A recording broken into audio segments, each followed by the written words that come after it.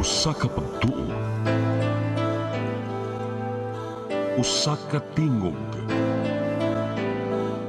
usa ka katawhan.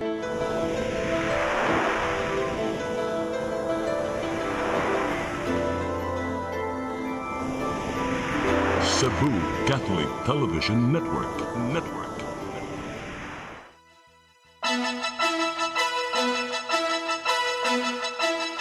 Uluhan sa mga balita sa Sayri 47. Multi-hazard early warning system nga mopalig-on sa kaandang batok kalamidad gilusad sa syudad sa Mandaue. 1.7 billion peso nga pundo alang sa mga tinun-an sa probinsya sa Sugbo, aprobado. Kanhi Presidente Rodrigo Duterte dili mo tambong sa confirmation of charges hearing karong sunod semana. 69 ka mga tao nga nalambigit sa nagadayang krimen na sikop sa kapulisan sa Central Visayas. Sugbo, Kabisayan ug Mindanao ug Pilipinas. Kumusta? Kutob maabot atong Sibya sa tibuok kalibutan maayong hapon. Live kita karon sa CCTN Channel 47 ug kini ang tulumanon sa nag-unang kasayuran nga angay natong masayran. Sa nga ni Attorney Danica Caballes, ako si Dennis Tabar ug kini ang Sayri 47.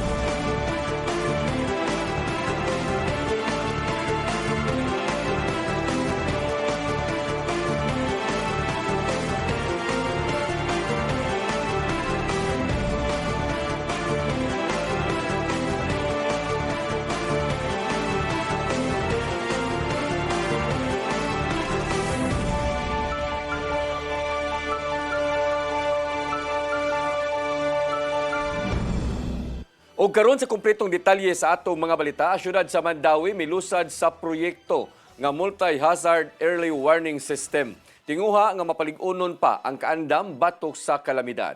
Ang kasayuran ihatod ni Mary Rose Sagarino. Gitambungan sa mga DRM focal person sa matag barangay, ingon man mga sakop sa response cluster sa syudad sa Mandaue. Gilusad sa syudad, pinaagi sa City Disaster Risk Reduction and Management Office ang proyekto nga multi-hazard early warning system aron palig-unon ang kaandam batok sa kalamidad. Ang syudad nakigalayon sa komunidad o sa ka-software company aron pagtugyan og web-based system, pag-monitor sa panahon og sitwasyon sa kabarangayan gamit ang nagkadaiyang data, lakip na ang satellite images ug pag-asa.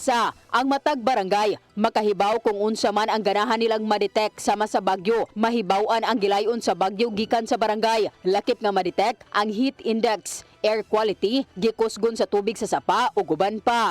In a way, yung satellite data kasi, it can already predict based on sa mga satellite images na nakita. So, we combine those data and it can already deliver site-specific insights. So, depende kung anong gusto mo ba, heat index, you want rainfall capacity, ganon siya. Tropical cyclone, we still use Pag-asa data. We are in no way competing with Pag-asa data. Rather, we complement their data by making it localized. Nilolocalize lang namin. Ang Mandaue mao'y unang lokal nga kagamhanan sa Central Visayas nga nagpatuman sa maong sistema. Ang programa gihatag sa dakbayan nga walay bayad sud sa usa ka tuig. Matud ni Buddy Allen Ibanez ang pangulo sa Mandaue CDRMO nga ang web-based platform mo suporta sa kasamtangang monitoring equipment nga naa sa command center. Hatagan og kaugalingong account ang mga DRM focal person sa matag barangay og planong sugdan karong Abril. Down to the cluster level, down to the barangay. So definitely, ato ang mga barangay DRM focus, nasa sila kagaling ng mga account nga maka-access ani nga website. Kaya para magamit ginin nila real time, 24/7. Matud ni Mayor Tadeo Junque Wano nga ang web-based system mo konektar sa early warning system sa syudad nga gipamutang sa nagkalain-laing bahin sa sapa. Again, our point here is to save and protect the lives of every Mandawehanon, especially now with climate change. Anam na ni ka, grabe ang kaning mga bagyo, nya tungod sa bagyo, grabe magdag-uwan nya. Ang atong baha, di na gyud na dayon kadali mahubas ba. So ato pang i-continuous improvement ang atong mga drainage system, pero dili man gyud na overnight dayon. So magini preparedness gyud. Magpabilin gihapon ang pagpakigalayon sa mga barangay ngadto sa CDRMO, City Mayor's Office o uban pang opisina aron masiguro ang hapsay ug organisadong pagresponde sa kalamidad. Mary Rose Sagarino, CCTN News. Gitunol na sa ulohang buhatan ang pagsusi sa National Bureau of Investigation kung NBI-7 bahin sa questionabling flood control projects dinhi sa Sugbo. Kini aron mahimuan og final evaluation sa posible o pagsaka sa kaso ngadto na sa mga nalambigit niini. Matud ni NBI-7 Director Jose Ermi Monsanto nga gisusi na sa Manila office ang resulta sa investigasyon base sa gihuptan nga mga pagpamatuod. Bisan pa man niini, nanginhanglan sila si Monsanto og dugang pa nga mga ebidensya nga magpalig-on sa ilang pakisusi kalabot sa maong mga proyekto. Tagdon karon sa NBI-7 ang pagpatim-aw sa mga saksi ug dugang pagsusi sa mga dokumento bahin sa nisgutan nga mga infrastruktura. Moabot sa 1.7 bilyones ka pesos ang pundo nga giuyonan sa Provincial School Board alang sa mga gikinahanglan sa mga tinun-an sa probinsya sa Sugbo. Nalakip sa prioridad sa pundo ang kakuwang sa classroom, learning resources o uban pang pamaagi sa pagmabansay ang mga tinun-an. Tinguha sa kagamhanan nga makatukod og smart classroom sa mga og ma-introduce sa mga tinun-an sa mas moderno og technology-enabled learning nga gigahinan og moabot sa 700 million pesos. Samtang moabot usab sa dulan 296 milyones ka pesos ang gigahin alang sa temporary learning shelter aron mahulipan ang moabot 269 ka mga classroom nga naguba tungod sa linog sa 2025. Apil sa gigahinan sa probinsya ang 335.9 milyones pesos ang school supplies, instructional materials ug uban pang operating needs gikan sa kindergarten hangtod na sa grade 12. Social media ban sa mga bata nga giduso sa lehislatura gihangop sa Interagency Council Against Trafficking 7. Giagad nila ang dugang probisyon ngadto sa mga magbabalaod aron himuong mas luwas ang internet sa mga bata. Ang kasayuran ihatod ni Gian Navarro. Bag-uhay lang giduso sa mga magbabalaod dinhi sa nasod ang planong social media ban ngadto sa mga bata. Subay kini sa pagdaghan sa mga biktima sa illegal nga binuhatan gamit ang internet. Sa datos gikan sa Interagency Council Against Trafficking kun IACAT 7, ana sa 50 ka mga bata ang na-rescue sa mga otoridad human na biktima sa online sexual abuse and exploitation cases lukop rehiyon niadtong 2025. Mong nakita sa lead secretariat nilang si Chelsea Francesca Lerios ang kamahinungdanon sa pagpahugot sa paggamit og internet ngadto sa mga bata. Bisan pa man og sumpay na sa kinabuhi ang internet ug smartphone, adunay mga angayang ikonsiderar ang mga magbabalaod bahin sa responsableng paggamit sa digital technology. Kung ato tanawon, nagud siya mga pros and cons kumbaga no, so mas maayo no na ato nang tanawon no with the ICT as our lead no, although nanay mga lakang na ginabuhat. Isigunda no sabi sa non-governmental organization nga Bidlisi Foundation ang maong hugot nga regulasyon bahin sa internet. Gikabalakan nila ang pag-abuso sa advanced technology ngadto sa mga bata ug pamilya. Dito ang ato ang advent of digital technology ron kung kay ba ta mo gamit at our advantage and pati sa siya if ato siyang iabuso. Samtang nakita sa Department of Social Welfare and Development 7 nga mag-igo mismo ang mga magbabalaod bahin sa pagpahugot na sa social media ngadto sa mga bata. Misugot siya nga lantawon una ang mamahimong epekto ngadto sa mga direktang maapektuhan. At least by that SIM card alone makatabang na gyud nga maka-prevent na gyud nga ang i-open ra gyud sa ato ang kabatan-unan katurag yung mga sites diin appropriate sa ilahang edad.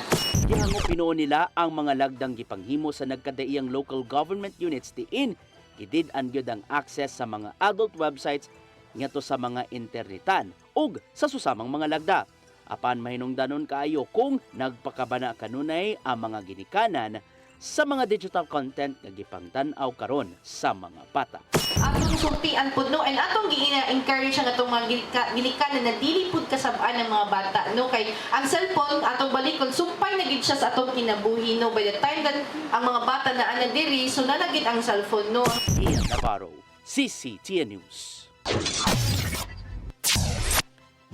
Gihangyo ang mga manindahay sa carbon public market nga tarungon ang pagsubay sa multi-billion peso nga joint venture agreement alang sa modernization sa merkado.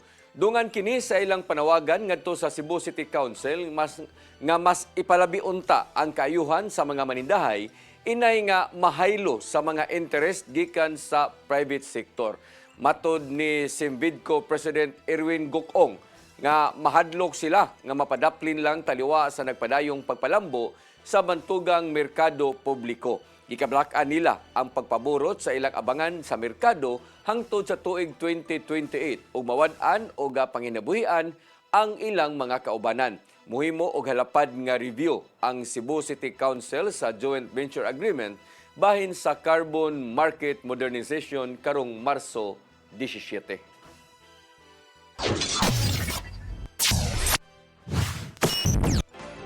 Mosunod, kanhi Presidente Rodrigo Duterte dili mo tambong sa confirmation of charges hearing karong sunod semana. Kana og daghan pang mga balita sa pagbalik sa Sayre 47.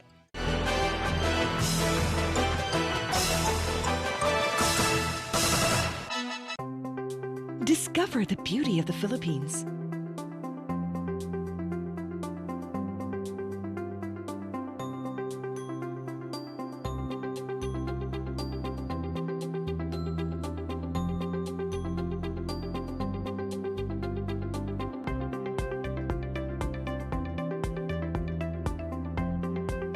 With Philippine Airlines, the country's flag carrier.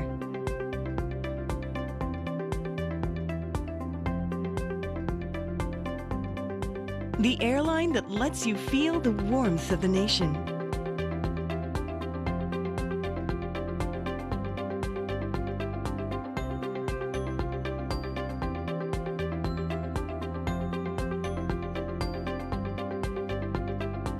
Mabuhay!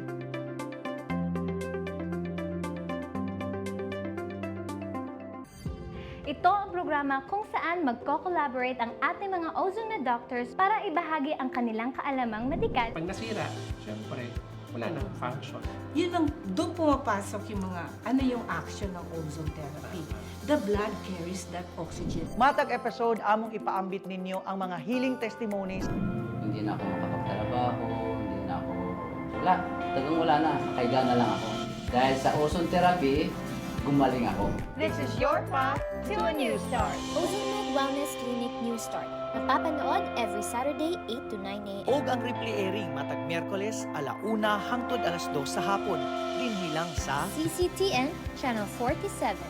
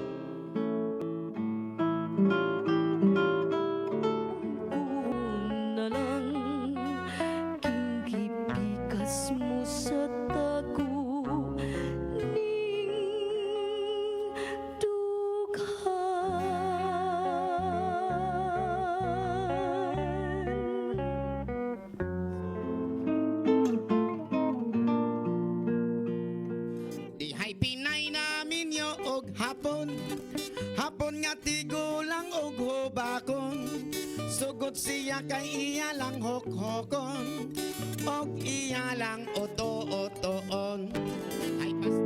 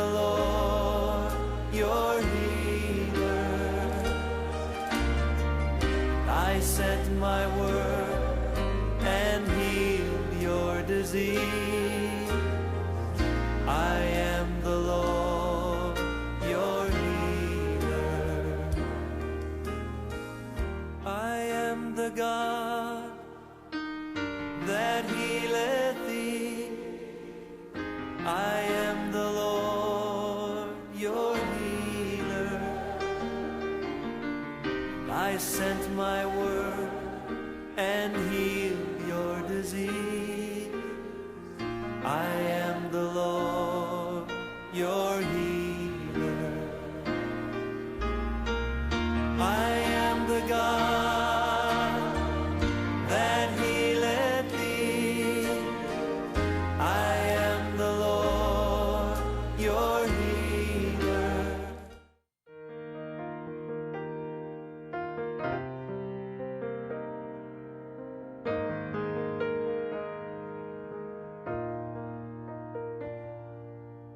Heal me, O Lord, and I will be healed. Save me, and I will be saved. Heal me, O Lord, and I will be healed. For you are the one I praise. You are the one I praise. Sing it with me. Heal me, O Lord, and I will be healed. Save me, and I will be saved.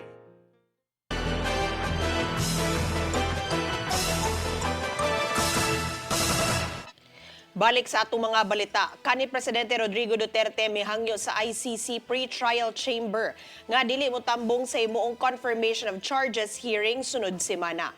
Pinaagi sa giluwatang waiver, subli niya gimugatan nga kidnapping ang naitabo kay walay jurisdiction ang pagdakop kaniya. Ang kasayuran nato ni Gian Navarro. Gihangyo ni kani Presidente Rodrigo Duterte ang International Criminal Court nga kung mahimo di siya motambong sa confirmation of charges sunod semana sa the Netherlands. Matod sa giluwatang waiver nga gipadala sa defense team ngadto sa ICC Pre-Trial Chamber 1, dili siya mopakita sa imong hearing, personal man o pinagi sa video conferencing. Gisalig na lang ngadto sa iyang mga abogado ang pagpanalipod alang kaniya sa giatubang nga kaso. Himon karong Pebrero 23 hangtod 27 ang confirmation of charges sa kani Presidente bahin sa kasong Crimes Against Humanity tungod sa dugong kampanya batok ginadiling drugas siyang termino kaniadto.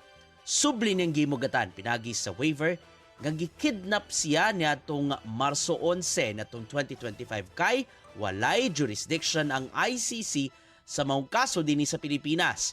Matod sa pirmadong 6 kapahinang waiver nga gipugos siya sa pagpasakay sa abyon o gipalupad paingon sa The Hague, Netherlands og pinasikad lang matud pa sa kasamtangang administrasyon ang iyang pagdakop. Hinoon gidawat niya ang mamahimong dangatan nga matiguang siya, magluya, hangtod nga mamatay sulod sa prisuhan. Samtang gitataw sa Department of Justice nga mag-agad lang sila sa lagda gikan sa Korte Suprema bahin sa consolidated petitions ni kani Presidente Duterte. Sumapa sa tigpamaba na lang si Attorney Polo Martinez nga pending pa sa labing taas nga korte ang naisgutang mga petisyon. Dungan kini sa pagtuo nga hatagan og konsiderasyon sa SC ang obligasyon sa Pilipinas isip sakop sa Interpol. Gian Navarro, CCTN News. Mga kabaranggayan sa siyudad sa Mandawi may suporta sa anti-EPAL nga kampanya sa Department of Interior and Local Government. Konseho sa siyudad may pasar sa resolusyon kabahin niini. Ang kasiran hatod ni Mary Rose Sagarino. Nipasa og resolusyon si Konsehal Dante Borbajo, ang presidente sa Association of Barangay Council sa siyudad sa Mandawi. Kini pag-awhag sa 20 city ka barangay sa pagsuporta sa kampanya sa Department of Interior and Local Government kabahin sa anti-EPAL. Agi-implement ang sugod. Og naam nga, i-remove na gina. Mamay konsehal na po. Ang resolusyon gi-co-author usab ni Konsehal Florence Gail Humawas, ang presidente sa SK Federation. Napasar sa konseho ang giduso nga resolusyon. Matud ni Borbajo nga gimando na ang kabaranggayan sa striktong pagpatuman ug pagtangtang sa mga naong ug pangan sama sa barangay clearance ug resolusyon sa barangay nga adunay mga pangan sa konsehal. Lakip na ang mga sakyanan nga gipanag-iya sa barangay. Wala problema basta own sa dili public funds ang gigamit. Personal funds ra may problema. Ang problema diha kung public funds nga imong butang imongan. Sa memorandum sa DILG, gimando ang mga lokal nga kagamhanan ug mga buhatan sa gobyerno sa hugot nga pagbatuman sa anti-EPAL policy nga nagmando sa tanan nga tangtangon angan, hulagway ug uban pang estilo sa pagkaila sa mga opisyal sa tanang proyekto, programa ug aktibidad nga giponduhan sa kwarta sa gobyerno. Mary Rose Sagarino, CCTN News. Gidasig ni Cebu Archbishop Alberto Uy ang tanan sa pagsalmot sa imuang paghandom sa EDSA People Power Revolution Anniversary karong Pebrero 25 sa hapon sa Dakbayan sa Sugbo. Sugdan kini sa Santos Gamisa sa Santo Niño Pilgrim Center sa oras nga 2:00 sa hapon.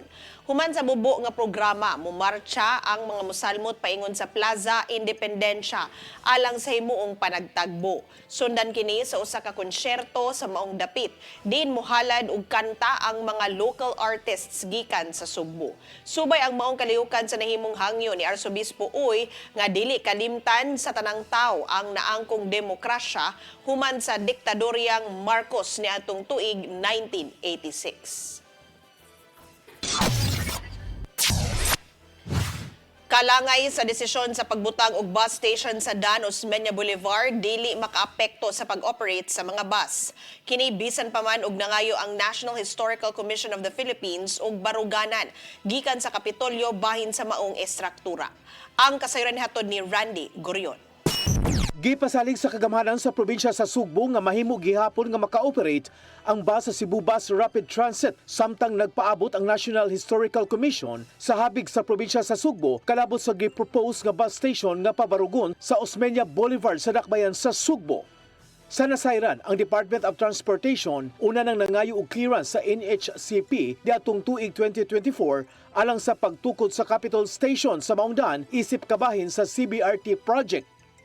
Gi-review kini sa NHCP kundi miluwat kini og rekomendasyon nga ibalhin sa kilid ang station ug dili sa tunga sa Osmeña Boulevard aron mapreserbar ang heritage value o visual integrity sa Capitol Building nga usa ka heritage site. Apan ang DOTR miapilar ngadto sa NHCP sa girekomendar nga kausaban sa disenyo sa Capitol Station pinaagi sa pagpamubo sa gitas-on ug kalapad niini. Kalakip na ang operational efficiency ug ang risgo nga dili na mopundo ang World Bank kung aduna pay laing kausaban. Aton sa tigom sa mga Board of Commissioners sa NHCP ni atong Enero 28 ning tuiga, nahisgutan nga bukas ang NHCP Board nga i-reconsider ang lokasyon sa Capitol Station apan siguruhon nga dili kini makababag sa National Historical Landmark. Tungod niini, nisuwat ang NHCP ngadto kang Governor Pamela Baricuatro pinitsahan og Pebrero 10 ning tuiga aron mangayo sa opisyal nga posisyon sa probinsya sa Sugbo. Sa iyang bahin, si Baricuatro nagkanayon nga ang probinsya sa Sugbo gilangkuban sa Executive ug Legislative Department. Hinungdan nga angayan pa nga mangayo usab siya og opinyon sa sangguniang panlalawigan una kini mohimo sa mga pulisiya og pagpadangat sa collective position nga makaapekto sa heritage preservation, infrastructure development ug kaayuhan sa mga konstituente niini. Hinuon gipasabot ni Aldwin Impases, ang Assistant Administrator sa probinsya, nga dili maapektuhan ang pagpadagan sa mga bus sa syudad bisan pa man og wala pay desisyon alang sa pagpabarog sa mga stations at tubangan sa Kapitolyo. The system, BRT system can still continue even without the station here at Capitol. Hindi na maka-hurdle. It's just that that's not the question. Lang as the moment is ingon sa diwasa even the 14th circle and 20th circle wala pa na conservation management plan kay wa hangtod karon we even don't know how manage ang 20th circle. Randy Gorion, CCTN News. Anti-political dynasty bill buot ipapasar sa Kongreso sa dili pang State of the Nation address ni Presidente Bongbong Marcos karong tuiga. Samtang giduso kini sa legislatiba pagpakisayod ang komitiba sa sentimento gikan sa mga tao kalabot niini. Ang kasayuran ihatod ni Gian Navarro. Nakahigayon og bisita sa Sugbo ang mga sakop sa House Committee on Suffrage and Electoral Reforms alang sa public consultation sa anti-dynasty bill. Nagpakisayod sila sa sentimiento gikan sa managlaing sektor, gikan sa mga batanon, progresibo, religious ug uban pa, bahin sa mga political families nga naghari karon sa katungdanan. Ang makuhang mga impormasyon ug ubang inputs gikan sa mga nanambong ilakip sa committee report sa Kongreso o napahingpit nga ipalabang ngadto sa plenaryo. Tinguhan nilang mapasar ang balaod nun sa dili pa ang State of the Nation address ni Presidente Bongbong Marcos Jr. karong Hulyo, diin gilakip ang anti-dynasty bill sa mga priority bills. So we're pressed with time. The leadership wants this measure to be done before the Lenten break because they wanted, the leadership wants the anti-political dynasty be part of the son of the president in July. Mabot sa 24 ka mga bersyon sa anti-dynasty bill ang giduso na karon sa Kongreso.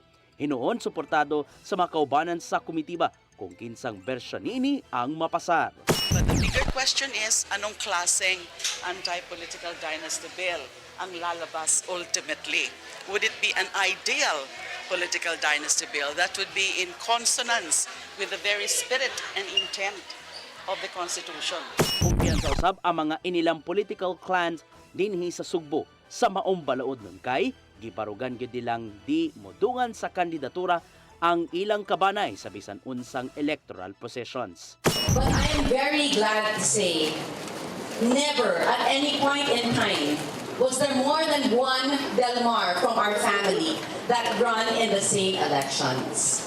That we made sure of. I just want to assure you, I'm in favor of the anti-dynasty bill. Think very clearly to help accelerate it. You can encourage one family member to run against another. That will allow many families to split up. Sa ikayong mahuman ng public consultation, lantawon sa komitiba sa Kongreso ang posibilidad nga makigdialogo sa ubang mga sektor sama lang sa mga magpapatigayon. Ilabi na nga nabati nila ang matud pa kahuyang sa mga provisions kung unsang degree of consanguinity kutob ang did-an sa paglansar karong eleksyon. After CDOs, let's see what will be the direction of the committee. But definitely, all stakeholders, all their inputs are important to the committee so that we can come up with a much responsive and much reflective version of our anti-political dynasty. Ian Navarro, CCTN News. Mosunod, 69 ka mga tao nga nalambigan sa nagadayang krimen na sikop sa kapulisan sa Central Visayas. Kanaog daghan pang mga balita sa pagbalik sa Sayri 47.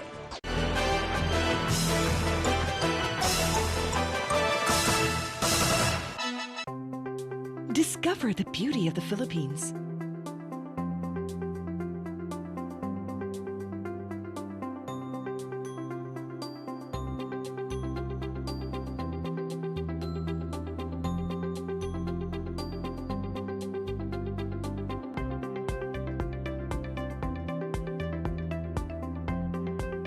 With Philippine Airlines, the country's flag carrier.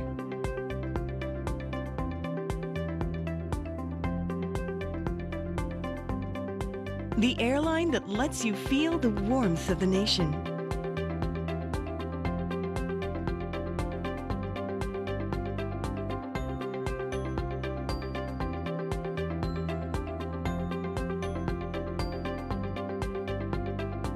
Mabuhay!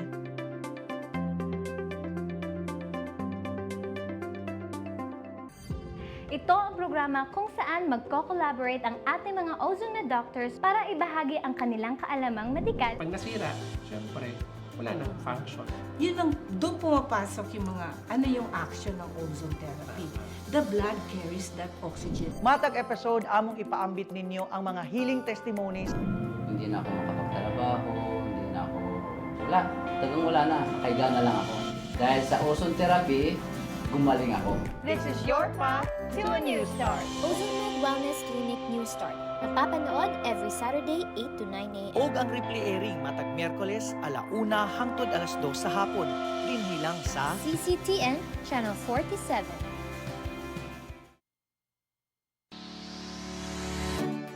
Looking for the best internet deals in Negros Oriental? Field Products Negros is here to bring you fast, reliable, and affordable internet with plans made just for you.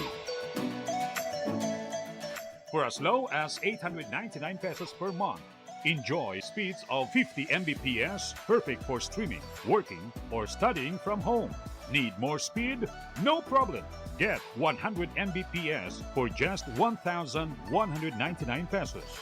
150 Mbps for only 1,499 pesos, or our fastest plan, 400 Mbps for just 2,399 pesos per month. Plus, you can add over 100 cable TV channels to your internet plan for just an additional 100 pesos per month. That's entertainment and lightning fast internet all in one.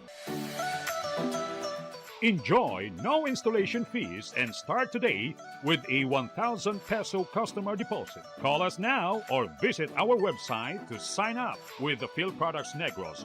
You get internet that's affordable, reliable, and local. Field Products Negros, bringing you closer, faster.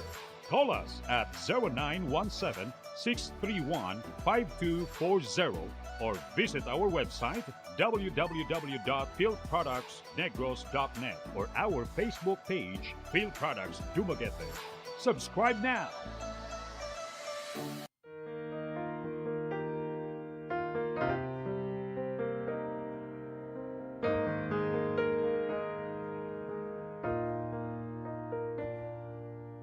Heal me, O Lord, and I will be healed.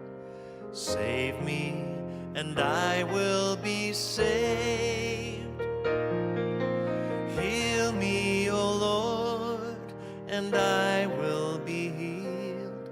For you are the one I praise. You are the one I praise. Sing it with me. Heal me, O Lord, and I will be healed. Save me, and I will be saved. Di siya kumutuog na Ginoo. Pero magulo ng bata na. Nangita na ginigatas. Kasabot ka, akong ipakuha.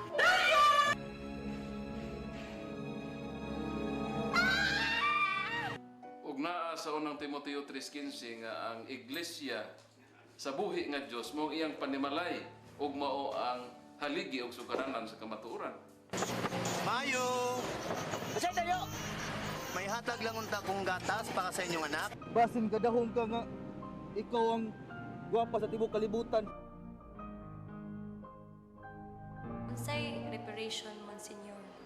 Buhi kag laing bata aron mabayran ang imuhang nahimo nga dakong kasalanan.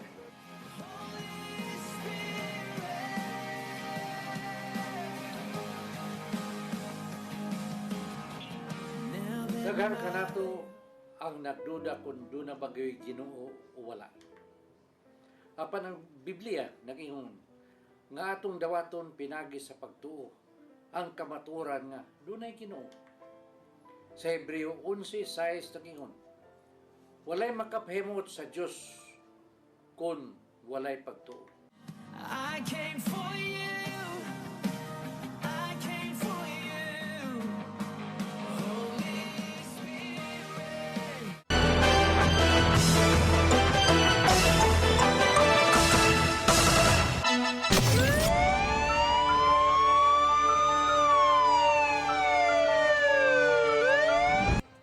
Balik sa ato mga balita, negosyante gikan sa Bohol nga nadakpa na kaniadto sa kasong illegal nga drogas nadakpa na usab sa mga sakop sa Bohol Police Provincial Office. Dulaan sa 9 milyones ka pesos nga shabu o usa ka armas ang nasakmit. Ang kasayuran ihatod ni Arnold Bustamante. Negosyante nga kanhi nadakpan sa kaso sa illegal nga druga suban sa aga bodyguard nga pulos na butang sa high value individual. Ang napusasan nato sa bypass operation sa mga sakop sa Provincial Drug Enforcement Unit sa Bohol Police Provincial Office alas 11:58 sa buntag niadtong Martes, Pebrero 17, 2026 sa Purok 6, Barangay Libaong, lungsod sa Panglao, Bohol. Ang mga nadakpan mao sila nga Levi Fronteras, 48 anyos alias Levi, negosyante nga residente sa Purok 5, Barangay Libaong, lungsod sa Panglao, ug ang iyang bodyguard nga si June Pame, 41 anyos alias Cesar, nga tagawasak Taluto, syudad sa Tagbilaran, Bohol. Nakuha sa mga sakop sa PDEO sa Bohol PNP ang dagko nga puto sa kituang shabu nga mutimbang sa 1,296.4 grams nga doon standard drug price nga 8.8 million pesos. Lagip na ang cellular phone nga gigamit sa transaksyon. Usa ka unit sa sakinan nga Toyota Vios color green nga doon plate number GBE 9555. Samtang nakuha usab ang bodyguard ni Fronteras nga si Pame ug usak ka kalibre 9mm nga pistula nga doon bala sa sulod sa magazine ini. Sa investigasyon sa kapulisan sa lalawigan sa Bohol nga si Fronteras nadakpan na niadtong 2016 samtang ang iyang bodyguard nadakpan usab niadtong 2025 nga pulos sa kaso sa illegal nga drugas. Base sa nakuha nga intelligence information sa Bohol PNP nga human makagawa sa bilangguan si Fronteras niadtong 2019, mibalik ni siya nga naandan nga trabaho nga mao ang pagpayihot sa shabu sa lungsod sa Panglao, lagip na sa mga silingang lungsod sama sa Dawis ug Dakbayan sa Tagbilaran. Ang iyang tinubdan sa shabu gikan matod pa sa usa ka person deprived of liberty kun DPL sa Abuyog Penal Farm sa Abuyog, Leyte. Human makuha ang tanang impormasyon gilusad dayon ng anti-illegal drug operations sa pagpangulo ni Police Lieutenant Colonel Jumar Pomarejos, ang hepe sa Provincial Intelligence Unit, ubos sa supervision ni Police Colonel Patricio Digay Jr., ang pangulo sa kapulisan sa lalawigan sa Bohol. Kalapasan Section 5 ug 11 Article 2 Republic Act 9165 ug Republic Act 10591 ang atubangon nga kaso sa mga suspitsado ngadto sa korte. Arnold Bustamante, CCT News. Police Regional Office 7 nakasikop og 69 ka mga tawo nga nalambigit sa nagkadaiyang krimen. Nakasakbit usab sila og 31 ka armas nga giila nga mga loose firearms sa tulo ka adlaw nga operations. Ang kasayron hatod pagbalik ni Arnold Bustamante. Moabot sa 69 ka mga tao ang nagadakpan sa Police Regional Office 7 samtang 31 ka mga armas ang nasakmit sa tulo ka adlaw nga gipahugtan nga kampanya batok loose firearms ug illegal gambling sa Tibok Central Visayas. Sa datos nga ipakita sa Pero 7 nakasakmit sila og 31 ka mga armas nga naglangkob sa duha ka mga 9mm pistol, usa ka kalibre 45, 17 ka kalibre 38, samtang siyam ka .22 nga revolver ug duha ka improvised ka armas, lagip na ang usa ka explosive device. Nakuha ang mga armas sa sa pag-serve sa 13 ka mga warrant of arrest, police response o bypass operations. Ubos sa uplan katok unom ka expired firearms o 84 ka mga bala sa lain-laing kalibre sa armas ang gitahan gikan sa mga nanag-iyan ini nga wala makaproseso sa pagkuha og lisensya kakasamtangan nga gikustorya sa police station. Samtang sa gipakusgan pa nga kampanya batok illegal nga sugal, ang kapulisan nakasikob og 56 ka mga sugarol kasagaran kanila nadakpan sa illegal numbers game sama sa Suertres nga gisundan sa Hantak, Baraha og Tigbakay ug nakasakmit usab sila og 9,605 nga kwarta gikan sa sugal. Mato ni Police Brigadier General Rodrigo Marana ng hepe sa kapulisan sa Central Visayas nga ang Pero 7 dili motugot nga mukuyanap ang mga loose firearms ug ang illegal nga sugal sa tibok rehiyon. Tungod ni gipakusgan pa nila ang ilang nga pagukod sa mga matang sa illegal nga kalihukan pinagi sa sub-sub nga operasyon sa matag police unit. Dugang ni Maranan nga ang tanan nila nga operasyon pinasubay kini sa kamanduan ni PNP Chief Police General Jose Melencio Nartatis Jr. pagpalambo sa ng Police Operations Management ug ang Police Visibility. Arnold Bustamante, CCT News. Mo kato naglangkob sa atong mga balita sa Sayre 47. Ako si Dennis Tabar. Ako si Danica Caballes. Hangtod ugma sa inyong paboritong tulumanon. Sayre 47.